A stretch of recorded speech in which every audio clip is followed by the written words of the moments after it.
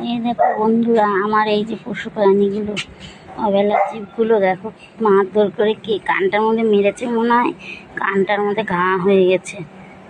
তাই এই ওষুধ দেবো, বিস্কুটটা দিলাম খেতে। এর নাম হচ্ছে চিকু, আর এর নাম হচ্ছে কালুয়া। আরও আছে, সব ঘুরে বেড়াচ্ছে। খা খা চিকু, খাও খাও শোনা, খাও খাও খাও। এই দেখো ওষুধ দেবো এখন, যে লাড্ডুর সাথে।